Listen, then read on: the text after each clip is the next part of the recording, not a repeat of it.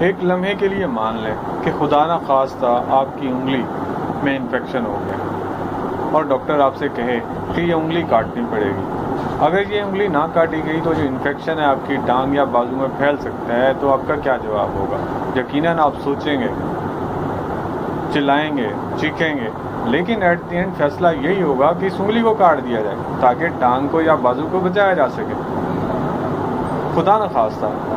فرض کر لیں کہ وہ انفیکشن جو ہے وہ ٹانگ یا بازو میں پھیل گیا ہے اور ڈاکٹر آپ کو کہے کہ ٹانگ یا بازو جسم سے علیحدہ نہ کیا گیا تو یہ زہر جو ہے پورے جسم میں پھیل جائے گا، تو آپ کا کیا جواب ہوگا؟ آپ دوبارہ چیخیں گے، چلائیں گے، داڑیں گے،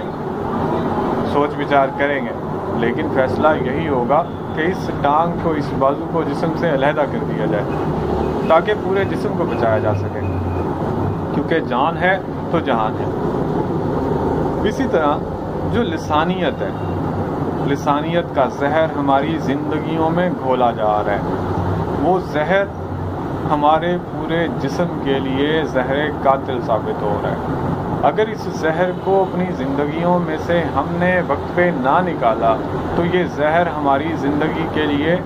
بڑا نقصان دہ ثابت ہو سکتا ہے، ہمارے پورے جسم کے لیے بڑا نقصان دہ ثابت ہو سکتا ہے۔ ابھی ایک پیج سوشل میڈیا پر میری نظر سے گزرا، ذرا اس کو کھنگالا، دیکھا تو اس پہ میں نے یہ پایا کہ پاکستان کے مختلف علاقوں سے ہمارے پاکستانی بھائی وہاں پہ لڑ رہے تھے۔ ہر کسی کو اپنی برادری پہ، اپنی ذات پہ، اپنے صوبے پہ، اپنے علاقے پہ مان تھا،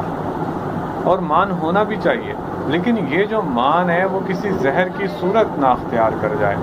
اور وہ جو زہر ہے وہ ہمارے پورے جسم کے لیے، ہمارے پاکستان کے لیے بڑا نقصان دہ ثابت ہو سکتا ہے۔ ہمیں اس لسانیت کو جڑ سے اکھاڑ پھینکنا پڑے گا، کیونکہ پہلے ہم کافی اپنا نقصان کرا بیٹھے ہیں اور مستقبل میں مزید ہم یہ نقصان نہ کرائیں، اور ہم اس کے متحمل بھی نہیں ہو سکتے۔ اللہ ہمیں انسانیت کو لسانیت پر ترجیح دینے کی توفیق عطا فرمائے، آمین۔